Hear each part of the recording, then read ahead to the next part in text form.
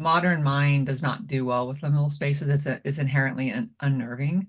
And I think that getting comfortable with not grabbing onto the unfolding and not feeling like the only way you're safe is if you know what's coming, like not coming from a control perspective. I think it's very unnerving for modern minds to uh, accept actually how liminal we are, you know? Even just our organism, like we're mostly non-human cells. Do you know what I mean? It's like we're in between all kinds of things, you know? So I don't know. Yeah, it's liminality is tricky. Yeah, it's like having like enough solidity and enough rhythm to hold that process, Yeah, which has been like a whole dance of like finding enough anchor points. yeah, But it's what you said before around kind of becoming less and less human and more yeah, other other kinds of perception and consciousness. Very much kind of feeling that, like the yeah, edges. yeah. And that's a trip too, because you have to um I think that humans are fundamentally like I think any living being needs a sense of ordered space. You know, like we need that sense of ordered space to kind of keep the wildness and the chaos from overly disrupting our systems. And I think every living being, we're all calibrated to different degrees of wildness, but I think any living being, like bears have caves and they're about as wild as you get. Birds have nests. Everything just needs that sort of space that feels slightly ordered and not so chaotic. It's why all of us panic when something new comes into the environment because we really need that ordered space. And I think that having that like unbecoming of your humanness where you're becoming something else is really difficult because we need to couple that with ordered space so that we can be safe in the like what am I trying to say? So we can be safe in like the unformed or the non-oneness of ourselves, Mm. of like the individual ego. So we can feel safe being a multiplicity or feel safe being not just one identity and not in control of that identity. And I think that's why like spiritual practice and altar work and ritual structure and connection with nature are so important because they give us some structure that's different than like the control structure or different than like the hyper individuation ego structure. And finding those like different frameworks and different tools as you are just increasingly getting transformed, I think is really important. Otherwise it's like it can be really like whoa, whoa, you know. Yeah, there's something about like something the beings that can hold without necessarily looking directly at. Hmm. Yeah, So I think there's a way that like if it's looked directly at, it stops being I able think to. that's really well said. Yeah. Yeah. And we're so addicted to like knowing that we're compelled to look directly at so we can decide. And then it kind of like the more expanded territory just gets obliterated when we do that, you know? Yeah, it's like the wild animal thing of it just Yeah. freeze and run away. Um, this actually feels like a really good kind of energetic segue because that's a lot of what relating with the Nornir and the well and the tree have Okay. been like sensing into is the like the actual kind of relationship to organic time and how things grow and what the support for that is. What do you mean? Say more. Hmm. There's still, and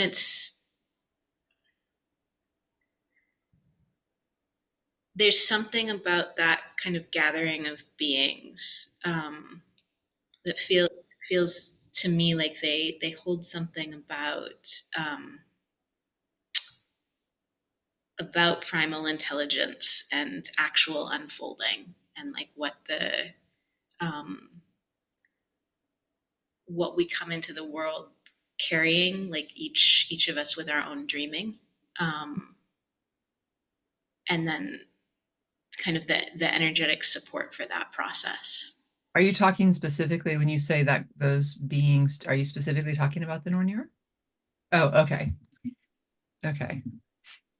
That there's like my sense in relating with them is that there's some kind of like pre-Christian, pre-Viking, pre like all of the Oh, kind of for sure. They're things. very, very old. Yeah. Yeah. So I'm really curious what your own relationship with them is, and like whatever you'd like to share about.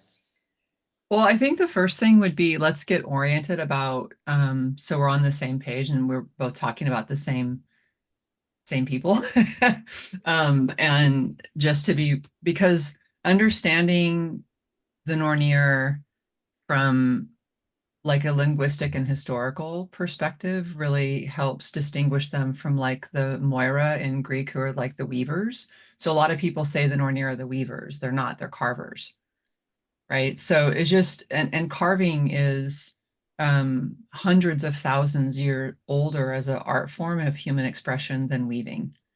So that gives us immediately like a distinction of kind of understanding that these beings are really, really, really, really, really old, right? So that's part of the thing. And then also with their names. So there's Uthir, Verdandi, and School. So Uthir, Othir is like she's the oldest, and people typically translate their three names as past, present, future, and that's not actually accurate, right? So Othir is she's the only Norn who is consistently sort of identified or held on to in all the different cultural permutations and understandings and relationships with the Nornir. So some people think that there are lots of different Nornir, like the Aesir had their group, and the elves had their group, and the dwarves had their group. Some people think that there's only one. Some people that there think that there's only three. So I think that like going into a spirit of forming relationship with them so that they can come to you and reveal themselves to you according to your own, you know, necessity of them or your own need for how to understand them is really important rather than having to say there's like this one way of knowing them. So if Othir is like what has happened, and Verdandi is what is happening. Schooled is really interesting because schooled is often talked about as what will happen, but it's more accurate to say what ought to happen, and it's even more accurate to say of what is owed. So if you think of that, of what is owed, um, that is to me a key of understanding the this particular um, body of fate that's revealed through the Nornir is really looking at everything that you're experiencing is very personal about the choices that you've made. So, like, what ought to happen to me is pointing to the fact that we are in relationship, that the importance of relationship with life and right relationship, and that when we are in right relationship, there's always an exchange. And when we're not in right relationship, there's always a price to be paid, right? So I think that there's a metaphysics that gets revealed that really speaks to humans to say that be not in right relationship at your own peril because you will owe something. And it really is like that rune, the Gabo rune, which is that perfect X. So the Gabo rune is about exchange, or it means the gift. It's translated as gift. But I think it's so essential to, you know, if we think of the runes as foundational energies of the cosmos, so like part of they're the fabric of reality energies rather than like, you know, further down the line. I think that the Nornir are very much fabric of reality beings. And so they're revealing a very profound truth. So Othir, like she carves each of us into the world tree. right? So we're carved. That we're not there's they're not weaving anything. So we're carved into the world tree, and one of what she's carving is the date of our death, right? So if you I think a lot of Western minds, like we tend to kind of cherry pick and mishmash according to our preferences rather than ask to be taught from what's actually there. So for me, um, I think that like understanding that Othir is like carving your name into the tree, and then there's what's happening, which you know, Verdandi, which are like your very lived choices, and then what's owed or what ought to happen, right, is really pointing to a very spectacular container for our sanity and our ease. So one is that there's nothing you can do about your death. You can't die before it's your time to die, and you can't not die when it's your time to die, right? So the ancient Norse people, their kind of cultural thing was like, I'm going to die when I'm going to die. So am I going to live as a coward or am I going to live courageously? There's nothing I can do. So opportunities that would present themselves, they would just go for it. Because they're like, if I die, I'll die in glory because not being a coward. And if I don't die, cool. But I have no idea when I'm going to die. I just know that I am. And nothing can disrupt Others like carving, right? So it gives you this kind of psychological um, safety net almost in a way of like, just accept your fate. But that's the only thing that's like really set. And everything else is kind of mapping with the Nornir is kind of mapping the choices you make in relationship with life. And it's what's owed. So if life is giving a lot to you, you give a lot back to life. But if you've taken a lot, you have a lot is owed.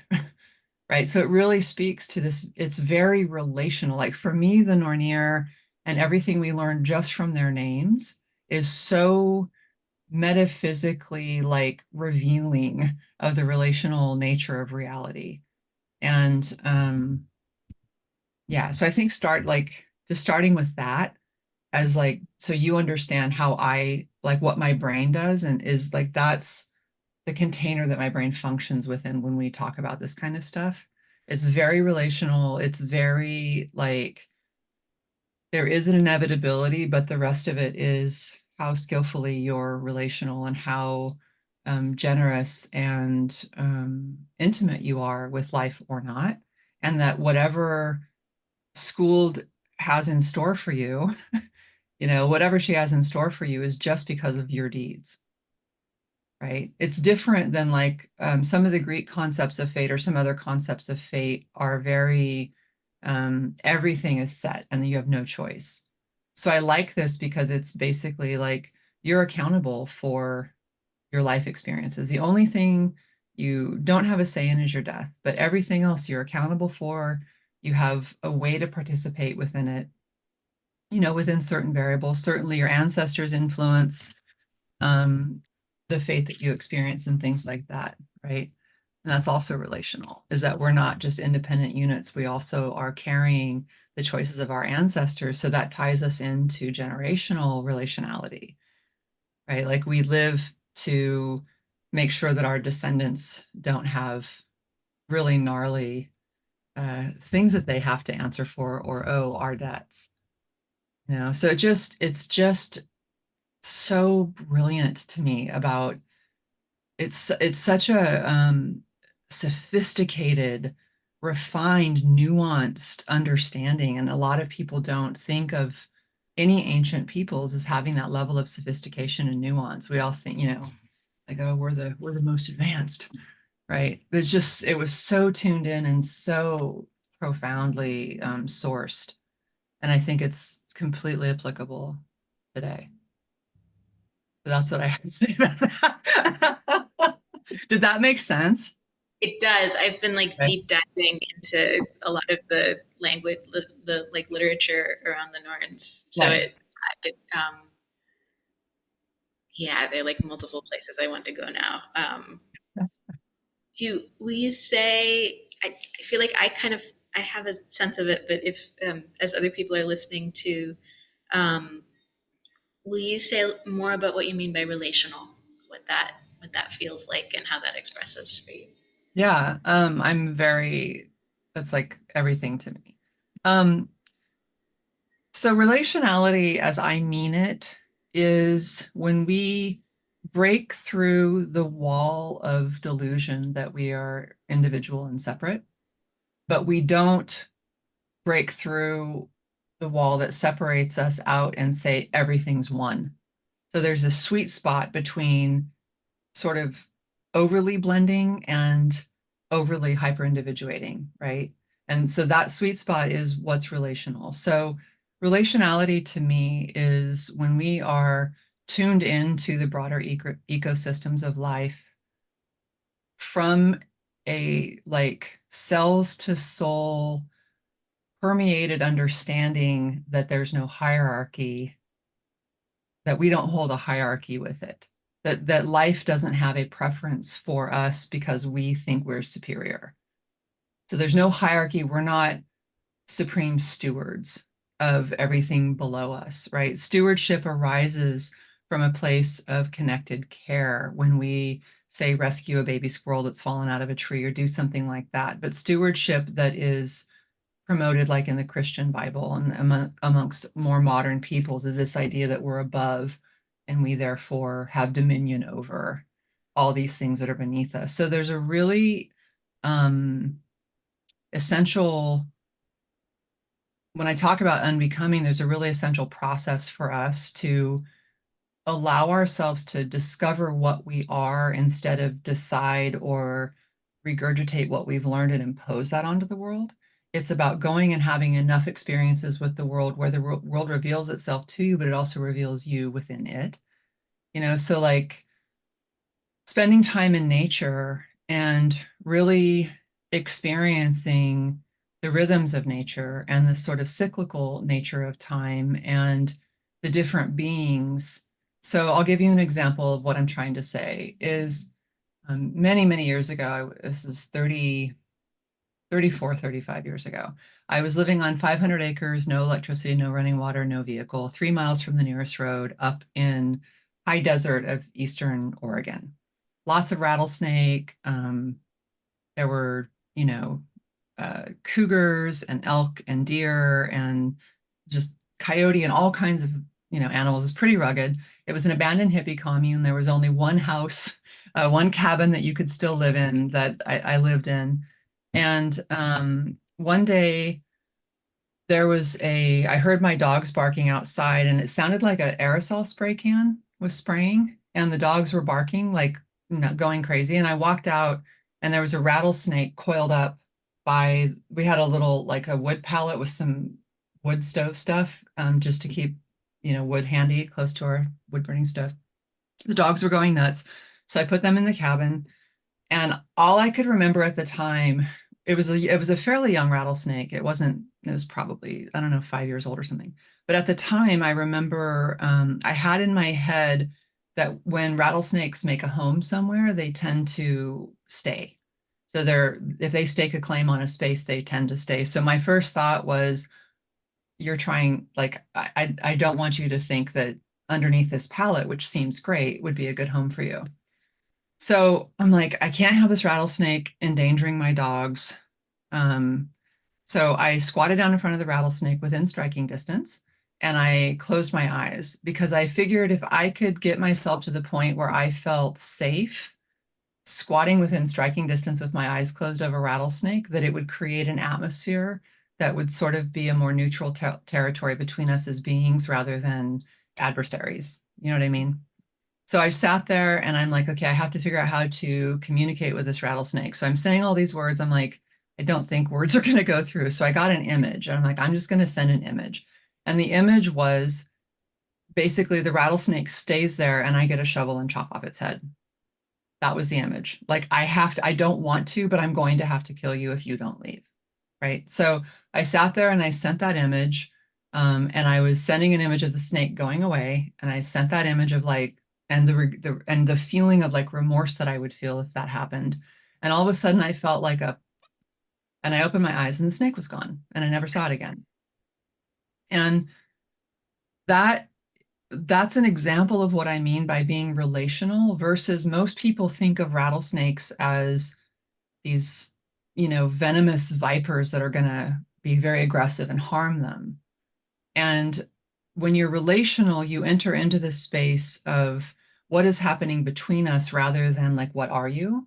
And imposing that and living from a preconceived notion. So it's a constant state of extension and taking feedback and reading the space rather than imposing our stories onto the space, whatever those stories happen to be.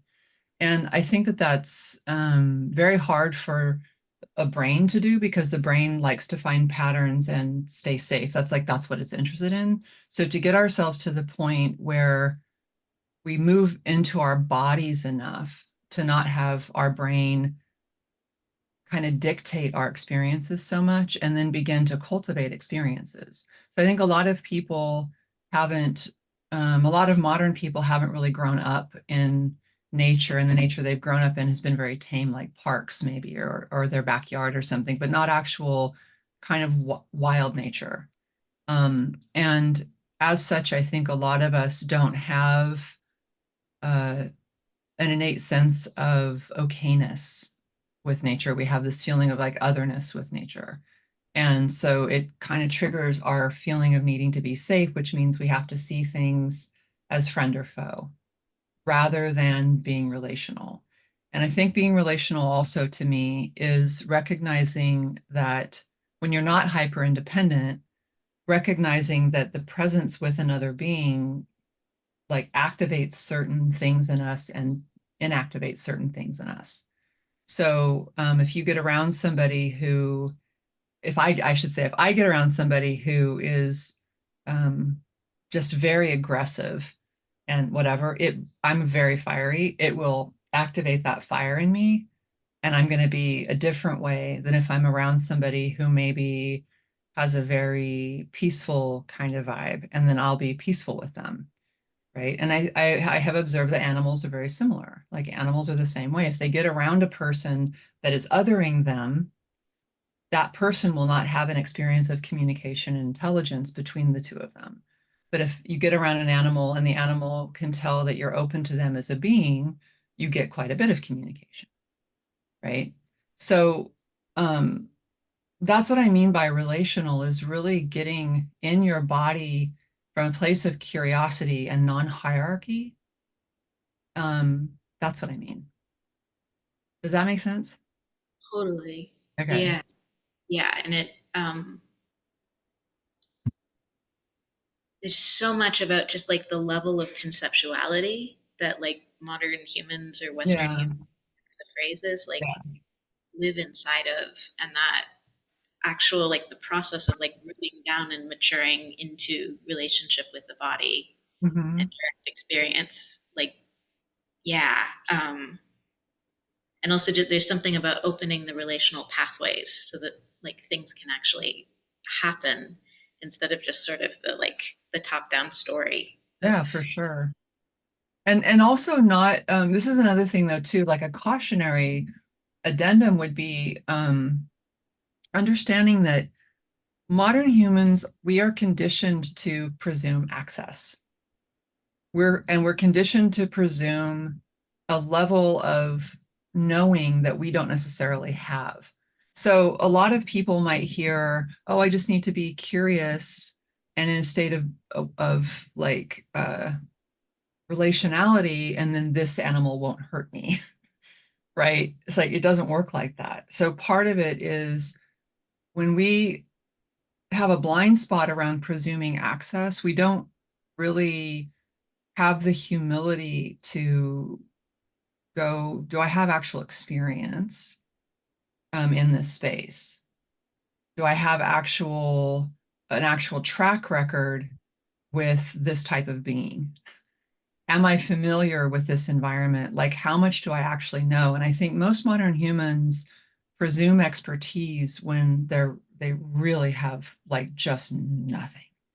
And then also presume that they can go into spaces that they actually aren't welcome. So they miss the unwelcome messaging and just kind of go in like I would not recommend anybody approach a rattlesnake unless they've had a lot of experiences with rattlesnakes and understand that they're very gentle, sensitive spirits who are venomous, very dangerous animals that will fuck you up if you're perceived as a threat. And it's not about like you feel peaceful. It's about what are the two of you co-creating together. And I think a lot of modern humans are like, they presume that like I'm in this space and therefore everything will cooperate with the space that I'm in. It's the centering of the self, and it happens in just these really subtle and very insidious ways. And you have to have not only maturity and not only embodiment, but you have to have like an extraordinary degree of humility that I think a lot of modern humans don't have because we're indoctrinated to be arrogant. We're indoctrinated to be above. We're indoctrinated to be in control. And so I think real relationality is far more simple and far more, um, I don't know what, like non-extraordinary, than I think a lot of people can conceive of. And we're looking to like do something and have like feedback that we have power, feedback that we're like, magic, or feedback that we're something. And we're not being relational like in our spirits to not try and have ourselves fortified by the dynamic at all, but to really consider the other being as well and to really consider how we're impacting that other being, not just what we're trying to get from it. And I think that so that relationality, the reason I'm saying all this is because I think a lot of times we conceptually get something, so we assume that we can do it or we assume that we're there and don't have an ability to tell the difference. And the ability to tell the difference only happens with experiences where you're getting constant relational feedback about where you need to adjust dials and what you need to tend to in yourself in order to be in ecosystems with other beings in a way that doesn't disrupt their peace or threaten them, to make them treat you like an other. Did that all make sense? Yeah, Okay. it's resonating. It's like I'm feeling like the edges of threads connecting to things that I've been sensing into also, and kind of like Cool. listening for how to make the bridges. Um,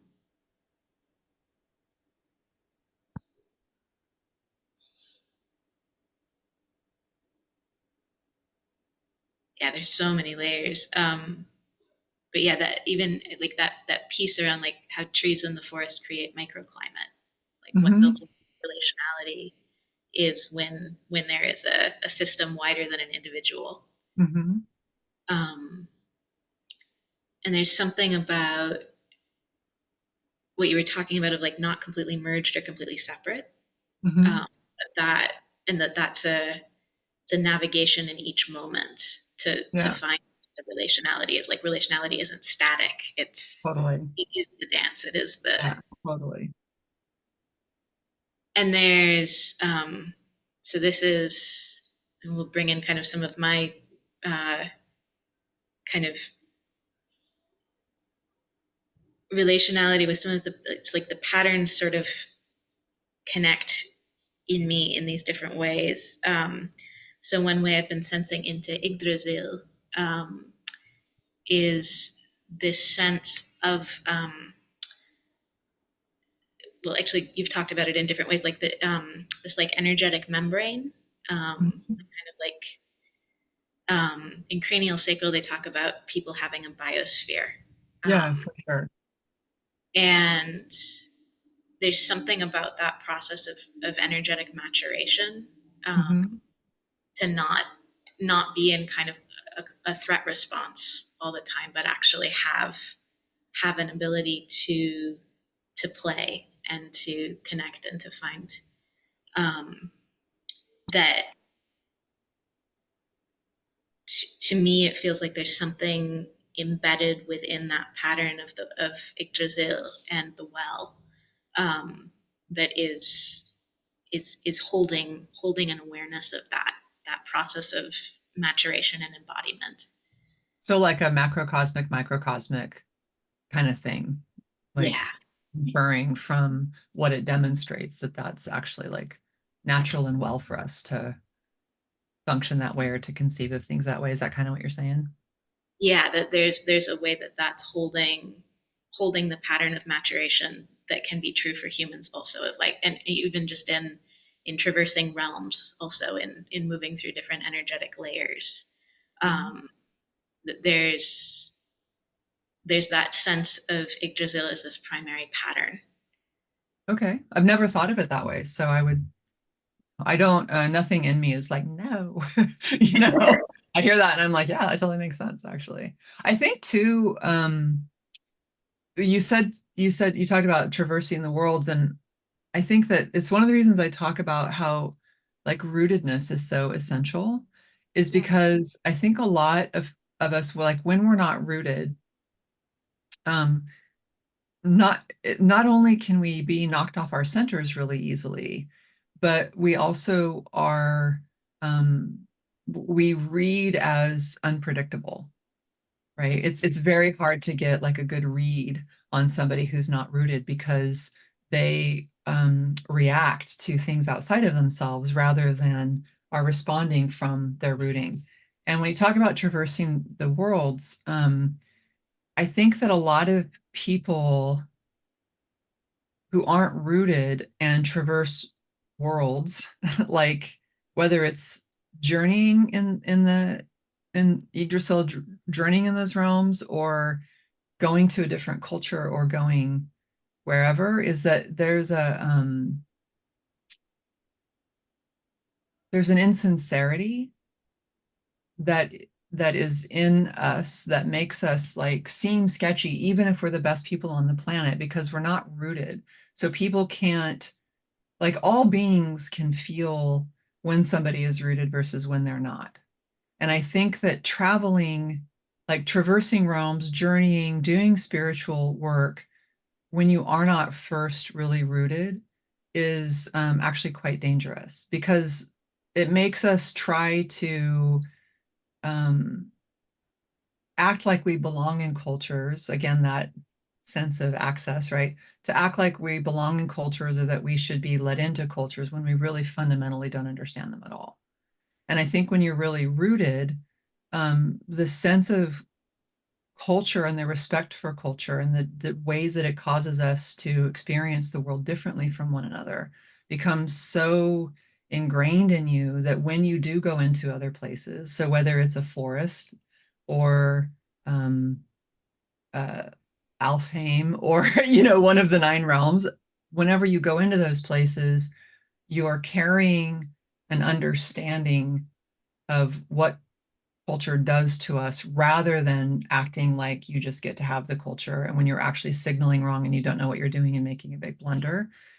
So it's sort of like, I don't know what your particular rules are, but I do understand culture enough to know that I'm going to be like curious and ask questions and follow your lead instead of come in with my stuff. And so no matter how culturally different we are, I could be present with you in our personhood, not necessarily in the similarities of our culture.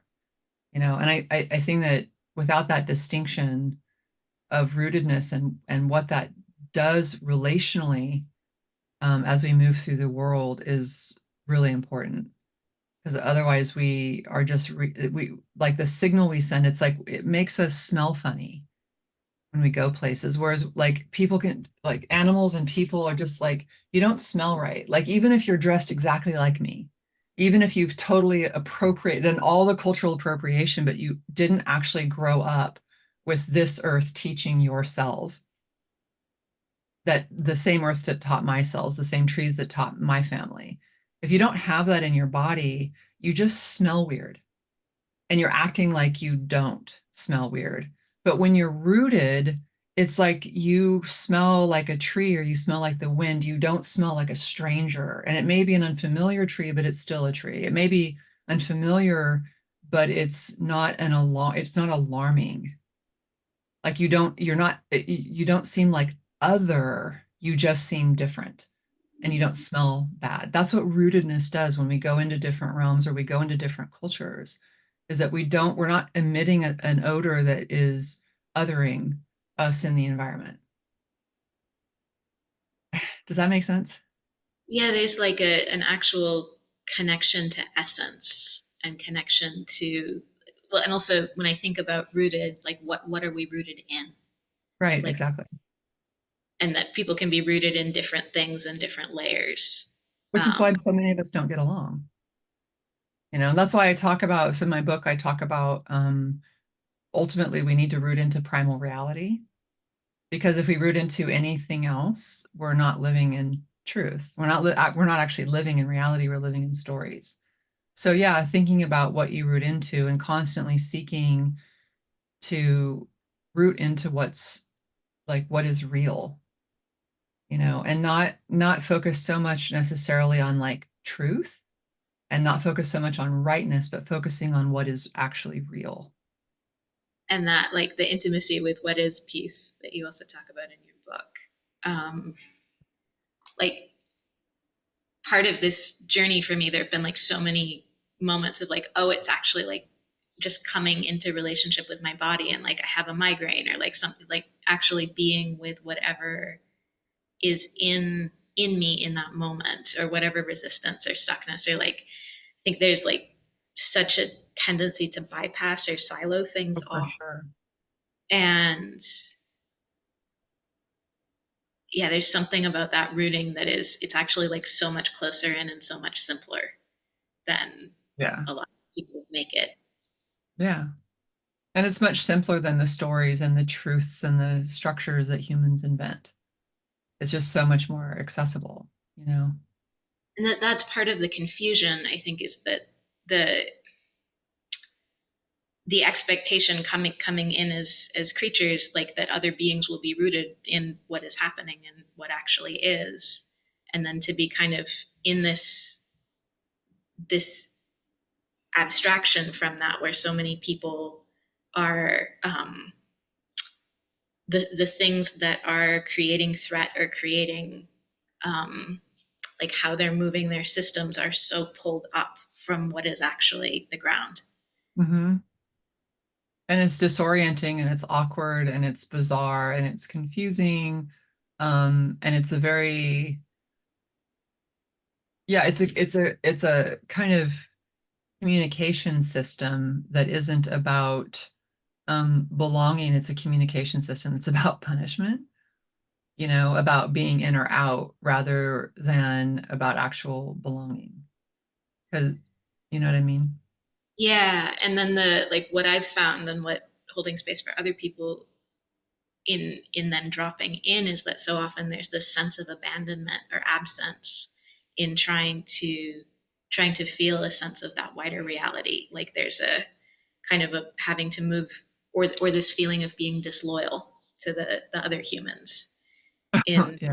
thinking back in. Um, yeah, so yeah, that's um, another piece I wanted to bring in, which maybe fits here, is the sense of orlog. I don't know if I'm Okay. pronouncing it correctly, but I say Orlog too. um, so the different translations, but primal law being one of them, and that the Nornir are laying down the primal law like strata. Hmm. Um, and there's something about that which feels like it really relates to the rooting Oh, process. for sure. And then the other piece that is this whole kind of etymological thread that I really enjoyed. Don't like the rest of the book, The Well and the Tree, but there's this like the first chapter feels very solid, and then the rest kind of goes someplace else.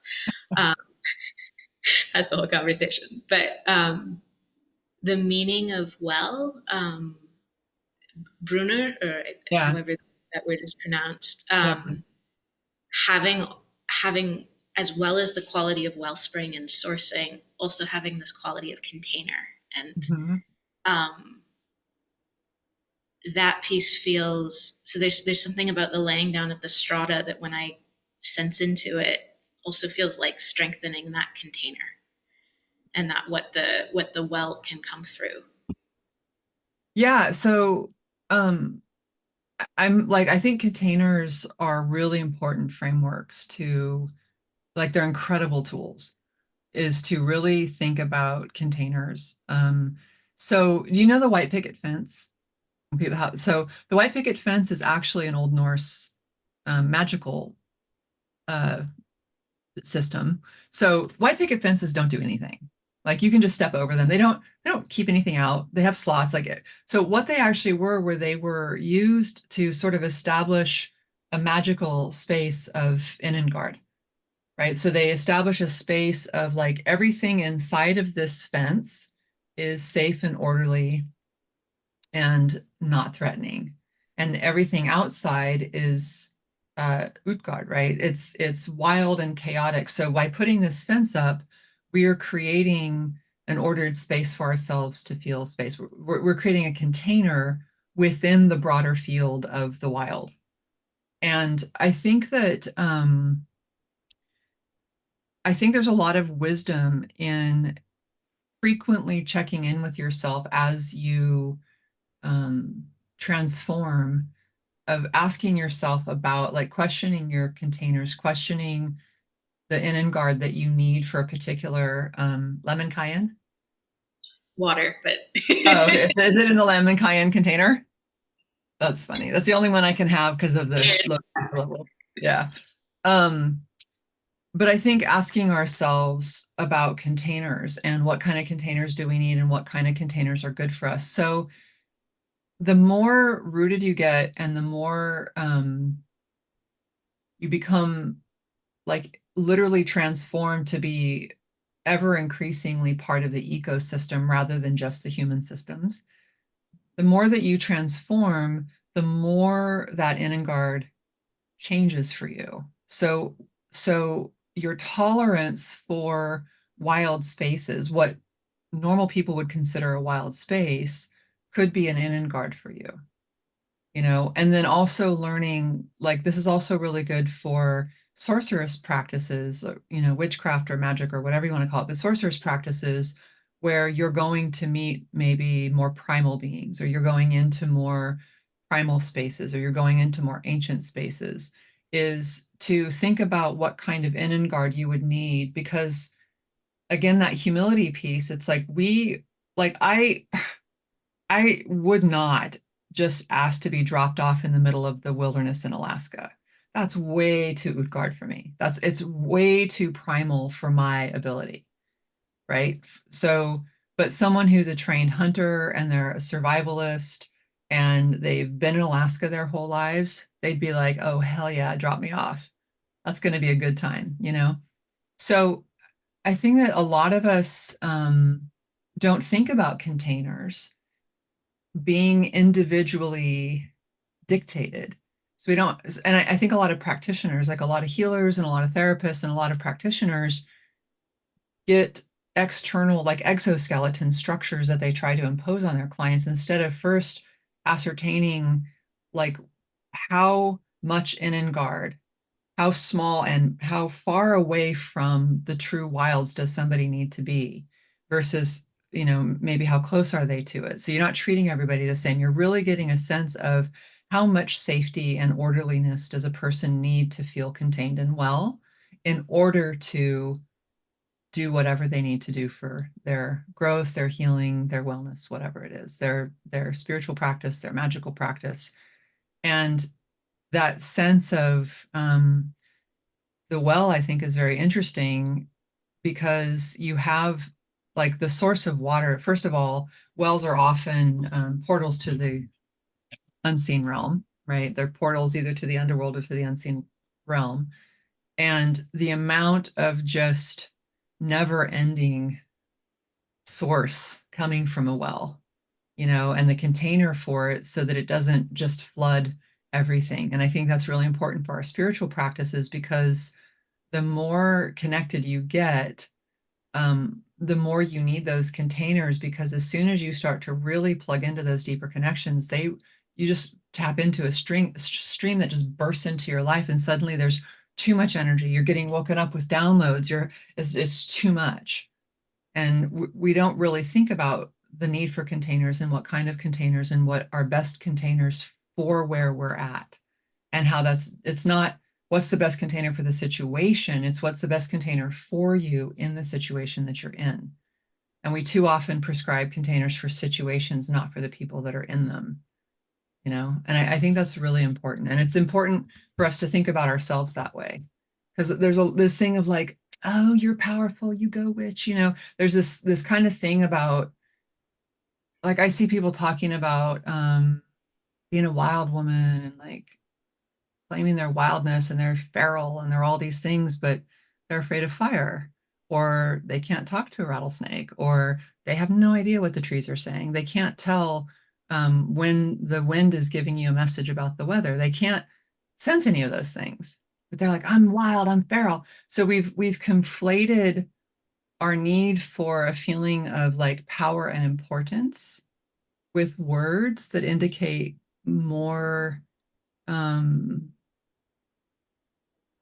primal relationship, and we're sort of taking that for ourselves rather than realizing, like, the more you get into primal relationship, the less you need the accoutrements of power, the less you need all of those little things.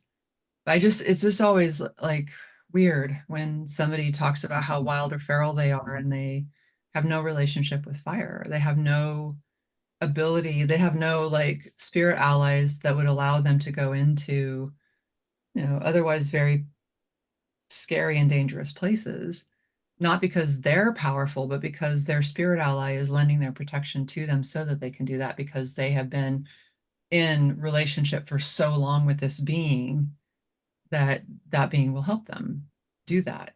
But we've so emphasized the self, the power of the self. And it's like, I don't know, man, the most powerful people I've ever met are only powerful because of how deeply rooted and connected they are in the ecosystem. They're not individually powerful. It's like their power is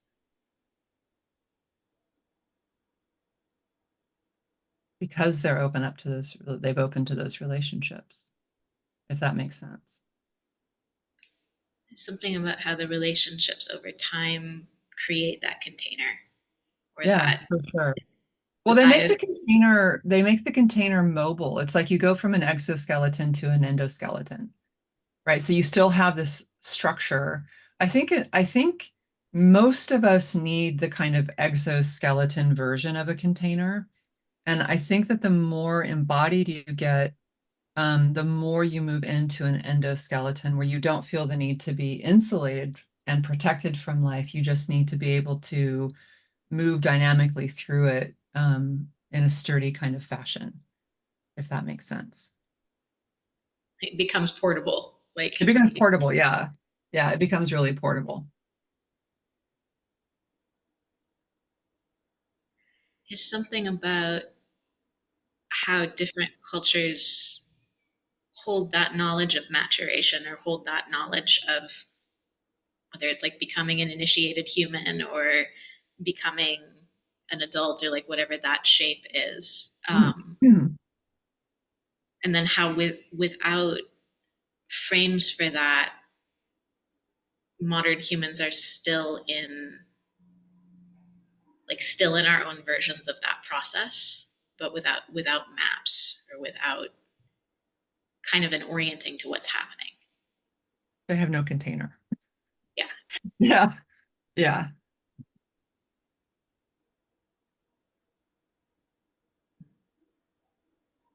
I think in many traditions, you're not even considered an adult until you're in like your mid 40s, and I think that there's I think it takes a really long time to figure out being in a body, and to figure out being in a body in your particular culture, and to figure out being in a body in your particular culture in a particular environment. I think it takes a really long time to have any genuine ability to deal, and in a our culture is so hot Western culture is so hot. I think it's kind of global now. so hot for being perceived in a hierarchical way, where you're perceived as having power, you're perceived as having expertise, or you're perceived as having something, regardless of like anything else, like uncoupled from anything else, that the goal is to be perceived as an expert or as a wise person or as a this or as a that. And, for me, any of these conversations, like a core to understanding any of this stuff is humility.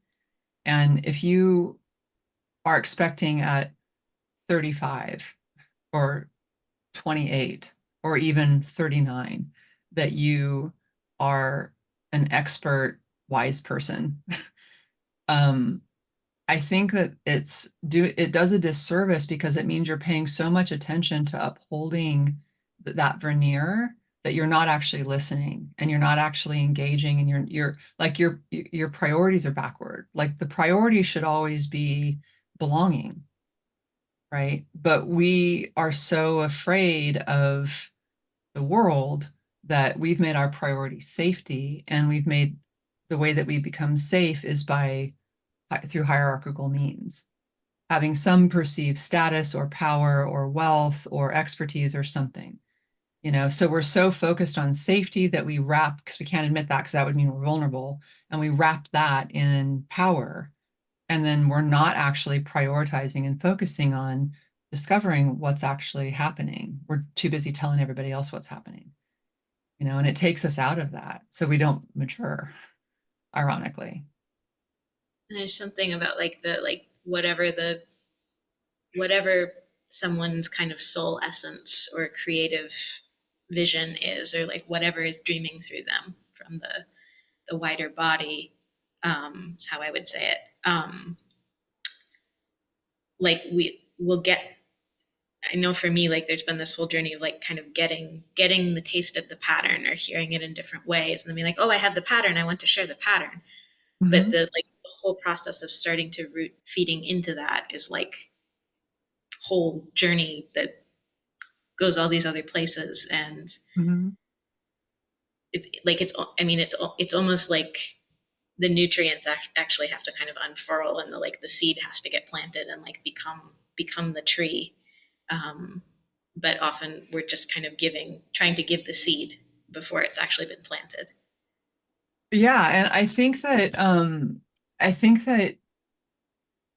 the urge to share is really natural, and I think it's a really good thing.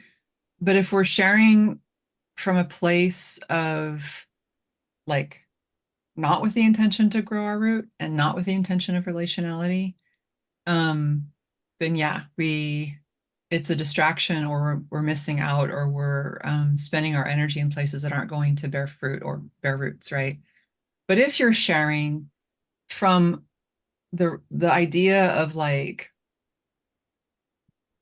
if you're sharing from a relational orientation, then what happens is it's like you get something that feels true to you, and then you share it. And in the sharing, you're allowed to start to get real life feedback about how relevant or not that truth is for you, and real life feedback about what else you need to learn about this thing and what you don't know and how well it fits you. And you're getting really great feedback that can be useful to help you grow your roots, if we approach it relationally.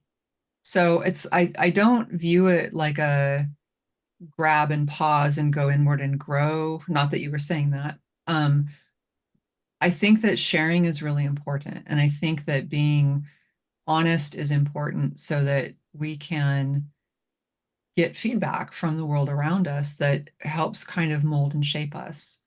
It's not like, I think there's the idea of like, oh, what's your purpose and who do you want to be and what do you want your life to be like? What kind of person do you want to be? Is really promoted in a lot of modern thinking.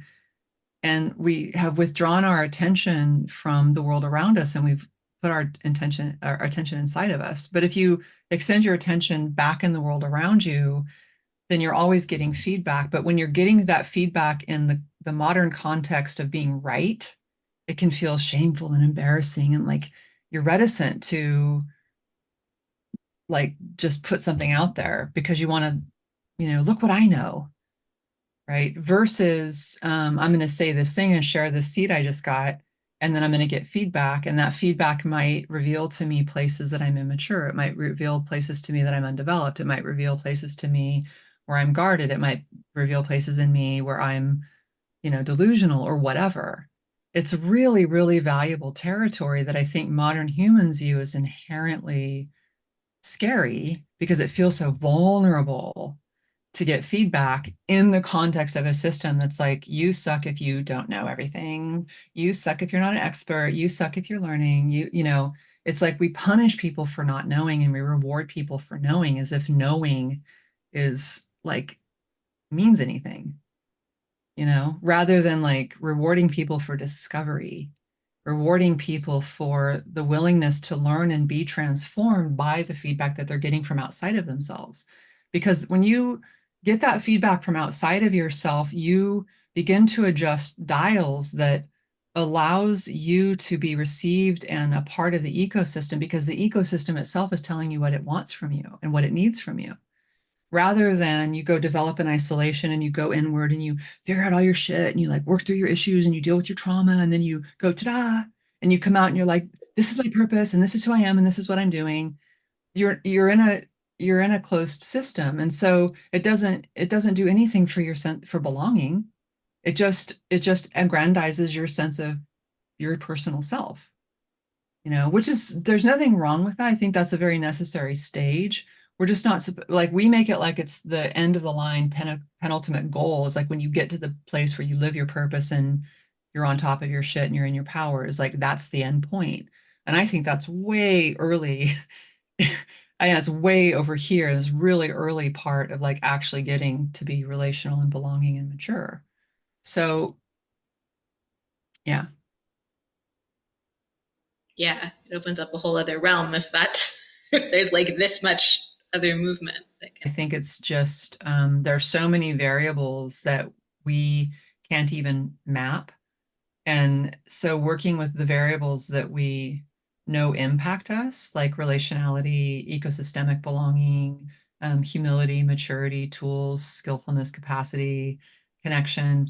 If we work with the variables that we do know impact us at the most basic and important levels, then we can focus on those when there's other things that our brains can't necessarily resolve or understand or figure out. And I think that those things that arise in us, that arising for you is part of what is important, and it may not necessarily be an important thing for me. And if I don't understand it that way, then I might go, "Oh, I'm not sure," and let's see if we can create a truth. And that truth that we decide upon might actually obliterate your insight that is actually useful for your orlog or something. You know what I mean? And I think it's a really tricky place. It's a really like razor's edge in a sense because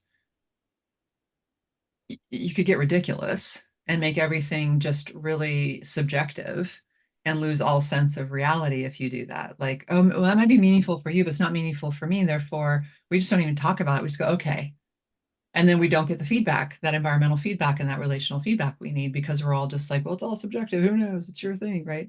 So I think finding that place where there's feedback and there's responsiveness and there's thought processes and there's grasping and there's all the things that we do within the container of just being curious and considerate and respectful of someone else's orlog. You know what I mean? So that we can coexist and still experience feedback, like relational feedback together, and not have this idea of truth coming in and erasing anybody or anything, but also not feeding into some people get a little irrational or somebody being really off and we can't feel the difference between them being off versus this is just a temporary rising that they need for to get them to pivot wherever they need to go. And that's another reason I think rooting is so essential, is because when you're really rooted and you're really centered in your own body, that deeper intelligence will inform those little moments and give you discernment.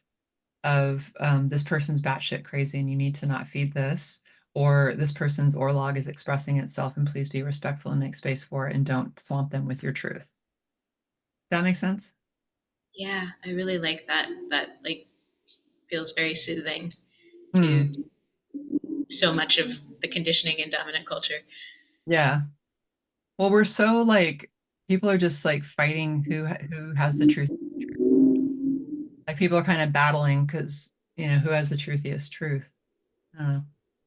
And then it like because the desire I have is like so with what your orlog is and what my orlog is like, and whatever whoever else is in relationship, like what's the dance, what's the play, what's the song that wants to Yeah. be created? Yeah, Because exactly. the ecosystemic part that Yep. like each of us has our own expression in the ecosystem that can support that. Yeah. And we so often don't even have those conversations with one another at just such a basic level of like, um, what do you feel like co-creating? Or just saying to somebody, this really doesn't feel good to me. Does it feel good to you, or would you like to talk to me about how we could change it? Or whatever. Like we don't have those sort of spontaneous arisings that are just very responsive.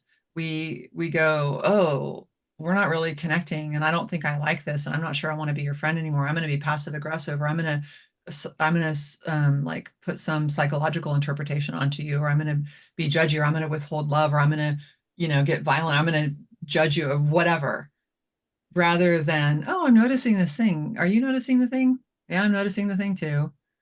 Do you like that thing? Not really. Would you like to try and change it with me, or should we just like say goodbye? You know, that kind of stuff.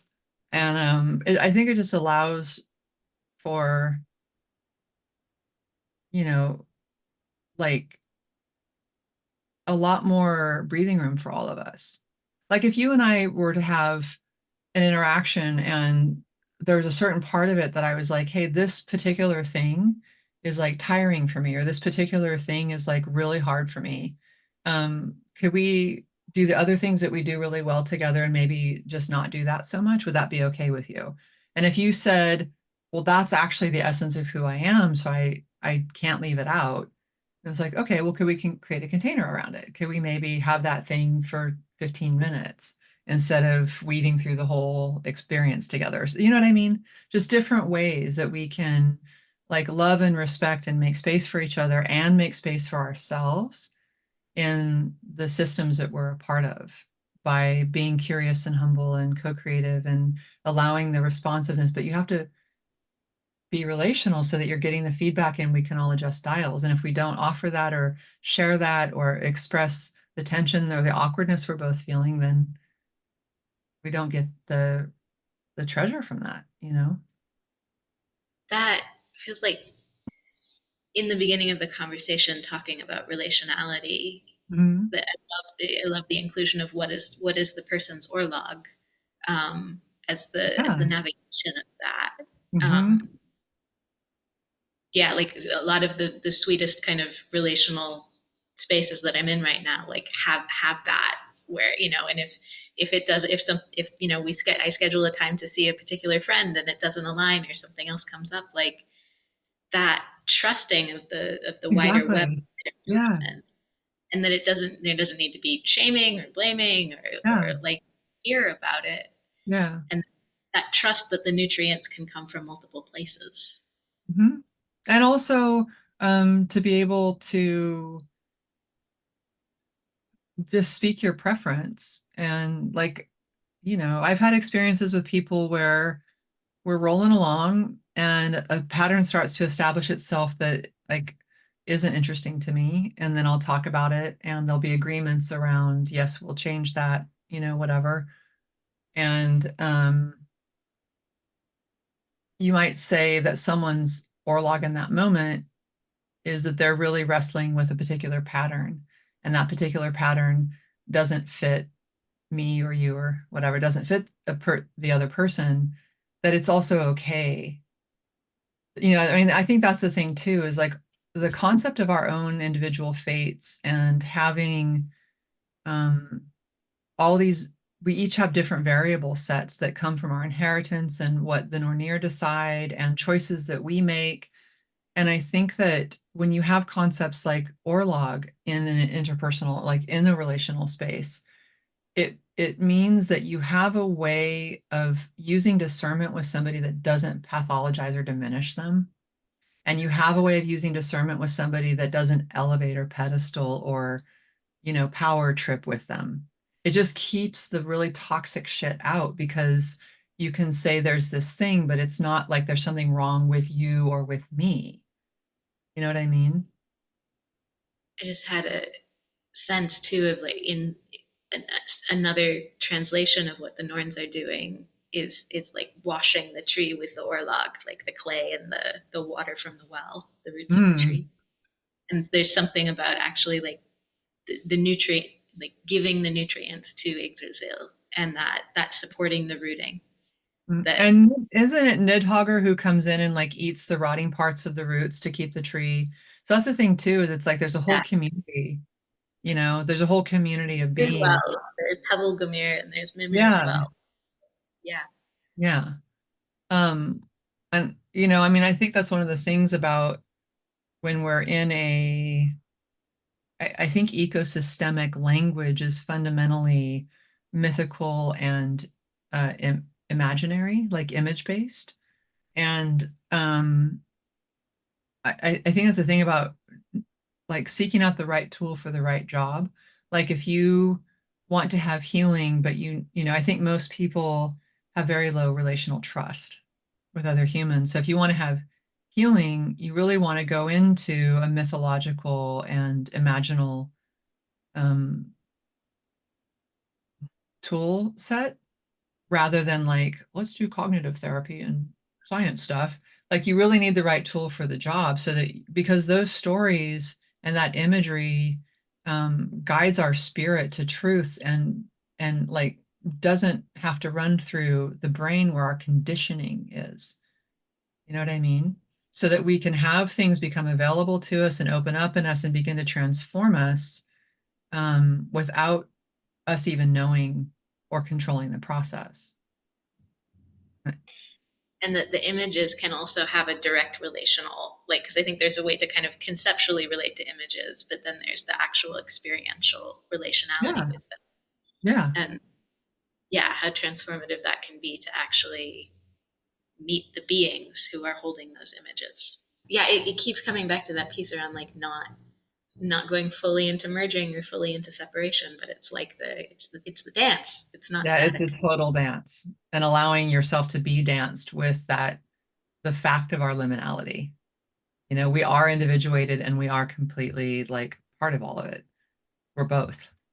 And like we get danced between those. And if you allow that to happen, if you allow deeper intelligence to dance you between those things and you don't it's like there's nothing to stress about, there's nothing to figure out, you just let yourself be danced and so like when you're really individuated, like there's no story about it. You're like, oh, this is great right now. I'm setting boundaries and I'm, having preferences. And when you're really watery and like mergy and like union with everything, it's like, oh, this is great right now. This is exactly what's needed. There's no idea that like of the ego and like there's none of those ideas matter. You just let yourself be danced and you're like, some moments I'm hyper fire individuated and some moments I'm hyper water and some moments I'm the air and the earth between those two.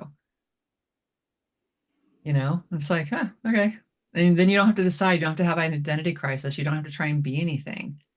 And I think that getting to a place where you actually experience the relief and the joy of that it's like so nice instead of driving it all.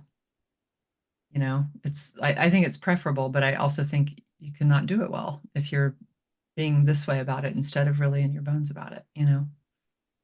And there's a wanting of that, but there's a whole other process to actually like letting that in and being with it. Yeah. Yeah. Thank you so much for this Oh, this has been wide really cool. I range. appreciate you inviting me. Yeah. Thank you. Yeah, this has been really cool. I knew we were going to have a good conversation. I just had no idea what it was going to be. And I'm like, I think that's going to be best.